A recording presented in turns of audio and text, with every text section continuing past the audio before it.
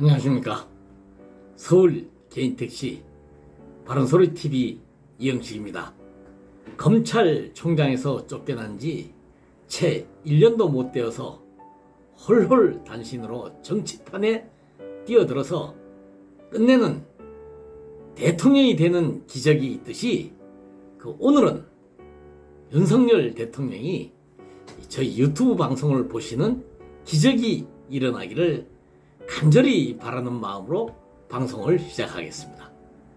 대통령이 저희 방송을 보시기만 하면은 약속은 지켜질 것이고, 그렇게 되면은 4천여 명 서울 조합원들이, 아니 전국에서 600만 원을 못 받으신 개인택시 조합원님들이 모두 받게 될 수 있을 것이니 기적을 바라는 마음입니다. 윤석열 대통령께서 후보 시절에 문재인 정부에서 소상공인들에게 방역지원금 100만 원을 지원하는 것을 보시고, 찔끔찔끔 주는 것은 소상공인들에게 도움이 되지 않는다고 하며 1000만 원을 지원하겠다고 공약을 걸었고, 민주당 이재명 후보도 맞장구를 치면서 공약을 해서 우리 소상공인들은 희망을 가지고 코로나 고통과 싸웠습니다. 소상공인들 중에서 그 어떤 누구도 윤석열 후보나 이재명 후보에게 먼저 1000만 원을 달라고 하는 사람은 없었는데, 그 후보님들이 표를 얻으려고 먼저 1000만 원을 주겠다고 약속을 한 것입니다. 그런데 돈줄을 쥐고 있던 그 당시의 문재인 대통령이 정부에 돈이 없었는지 아니면 꼬라지가 나서 그랬는지는 잘 모르겠지만은, 여하튼 대통령 후보들의 공약을 무시하고 2차로 300만 원만 지원을 했습니다.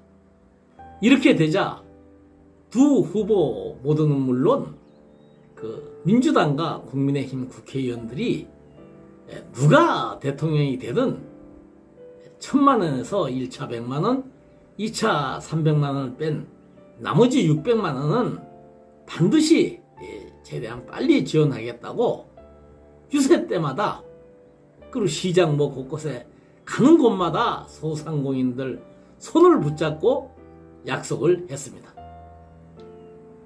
600만 원은 윤석열 대통령과 지금은 국회의원이시죠?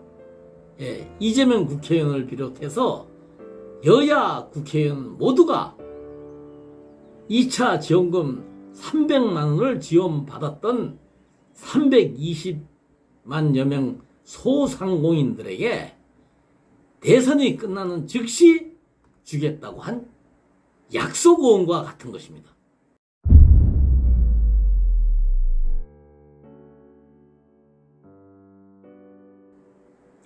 약속음을 부도내면 형사사건이 되듯이 600만 원 부지급 행정은 600만 원을 주겠으니 표를 달라고 해서 우리 소상공인들은 표를 주었는데 약속을 어기고 주지를 않았기 때문에 이러한 행정은 사기 또는 부도 사건이 될 수 있다고 생각합니다.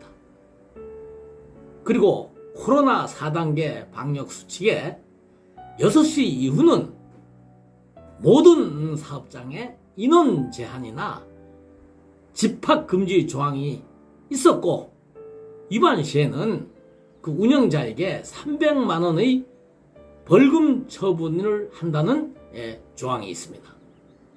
우리 개인 택시는 사업장이 택시이기 때문에 4단계 때 인원 제한을 받은 업종이므로 당연히 신속 지급 대상 업종에 포함되는 것이 마땅한 것입니다. 어떤 기사가 300만 원씩 벌금을 내면서 3인 이상 택시 손님을 태웠겠습니까?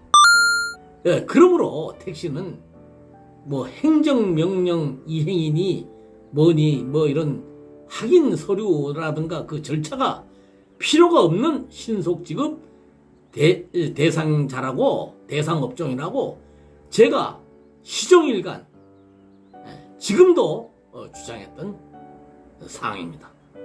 그런데 지난 5월 31일과 31일 600만 원을 지급받은 우리 조합원들은 웃을 수가 있었지만은 못 받은 조합원들의 마음은 화가 나다 못해 표현할 수 없을 정도의 분노로 일손을 잡을 수가 없는, 그리고 잠을 이룰 수가 없는 고통을 당했다고 생각합니다. 솔직히 저는 좀 일을 많이 하지 뭐 좀 농땡이랄까 뭐 하여튼 그래서 이제 나라나 지자체에서 주는 모든 지원금은 다 받았습니다. 그래서 제가 말로는 못 받으신 조합원님들의 심정을 이해한다고는 그렇게 하지만 솔직히 그분들의 고통을 진짜 얼마나 클지를 참 가늠할 수가 없는 것이고, 그리고 함께 하지 못하는 그 안타까움에서 용기와 희망을 드리고 싶은 마음으로 이 방송을 했던 것입니다. 저는 다른 업종에 종사하시는 분들이 무슨 이유로 또 몇 명이 못 받으셨는지는 잘 모르고 또 관심을 가질 여유도 없지만은 우리 서울 개인택시 약 4천여 명이 못 받으신 문제에 대해서만큼은 끝까지 그분들과 함께할 각오를 다짐을 했습니다. 존경하는 조합원님, 우리가 조합을 만들어서 매달 조합비를 내면서 이사장, 대의원, 그리고 지부장을 뽑는 것은 우리 조합원들은 열심히 생업에 열중하면서 일을 할 테니까 이사장님과 지부장님 그리고 대의원님 등 간부님들이 하라면 하고 또 시키면 시킨 대로 따를 테니 어려운 일이 생기면 우리를 대신해서 좀 해결해 주시고 좀 수고를 해달라고 그 거액의 급여와 수당을 주는 제도를 만들어 놓은 것입니다. 차순선 이사장님께 복지법인 감사 직분을 떠나서 32년차 조합원 자격으로 묻겠습니다.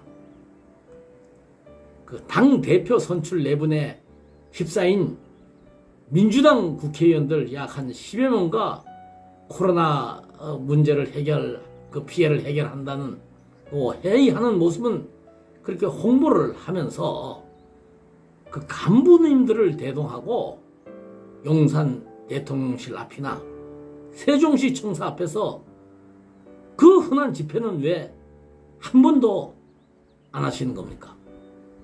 그 차순선 이사장께서 저기 청와대 앞에서 1인 시위도 많이 하시고 그 경험이 많지 않습니까? 약 4천여 명의 조합원들이 확인 지급자로 분류되어서 600만 원을 받지 못해서 그 희망 고문, 그 고통을 당할 때 지부장, 민원실장, 대의원 등 간부들과 지방의 풍광 좋은 곳으로 2박 3일씩 워크숍을 하셨는데 꼭 이런 시기에 해야만 할 부득이한 사정이 있으셨습니까?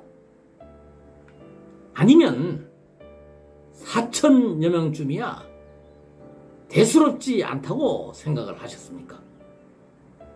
그런데 왜 그 4천명 정도는 우습게 보시면서 2천명도 못 되는 카카오 벤티나 고급 택시 요금 인상에는 그렇게 신경을 쓰셨는지 답변을 부탁드립니다.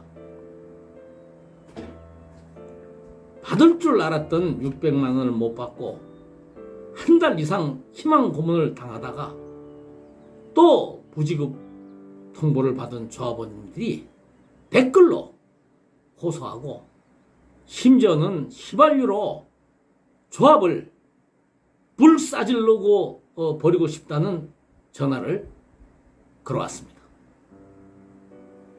또 어떤 조합원님은 반지하에 살면서 병들은 아내 약값과 두 아이 학비 때문에 하루 16시간 이상 꼬박꼬박 일한 죄밖에 없는데 그 600만 원을 받으면 좀 숨통이 트일 것이라고 희망을 걸었었는데 그 못 받은 심정을 어떻게 그 조합 간부님들이 알겠느냐고 하면서 만약에 못 받은 조합 간부님들이 많았다면 이렇게 조용히 있었겠느냐고 울분을 토했습니다.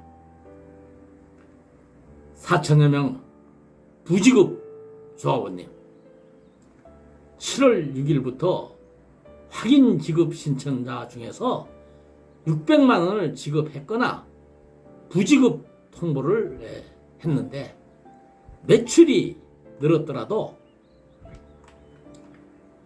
방역조치 행정명령 이행이 확인된 사람은 지급한다고 하였고 그 손실보전금은 그 지급을 26일 날 완전히 마감한다고 하였습니다. 한마디로 이제 손실보전금 문제는 29일 날부로 끝내겠다는 그러한 행정입니다. 이대로 그냥 찍소리 못하고 당할 수만은 없다고 생각합니다. 저와 강남지부 조합원 김치각씨, 이 강남지부 김치각씨는 물론 이제 이분도 600만 원을 받았는데요. 그렇지만은 못 받으신 분들이 고통을 이제 함께 저와 하기로 중지를 모았고 조합이 나서기를 참 지금 이 순간에도 바랍니다. 그런데 진짜로 조합이 나서지 않는다면 저희 두 사람이 앞장설 것을 여러분들에게 알려드리는 바입니다. 그러니까 저희 방송에 댓글을 남겨주십시오. 댓글을 쓸 줄 모르시면 문자를 주십시오. 저도 여러분들과 똑같이 일을 해야 하는 입장이므로 솔직히 손님이 탔을 때는 전화를 받기가 곤란할 때가 많으니까 꼭 가능하면 문자를 주십시오. 여러분들께서 연락 번호를 주시면 그것을 취합을 해서 용산 대통령실 앞이 됐든 아니면 세종시 청사가 됐든 아니면 잠실 조합이 됐든 간에 여하튼 그 인원 이 연락하는 그 규모를 취합을 해서 집회 절차를 마치고 집회 장소나 일시를 정해서 연락을 드리겠습니다.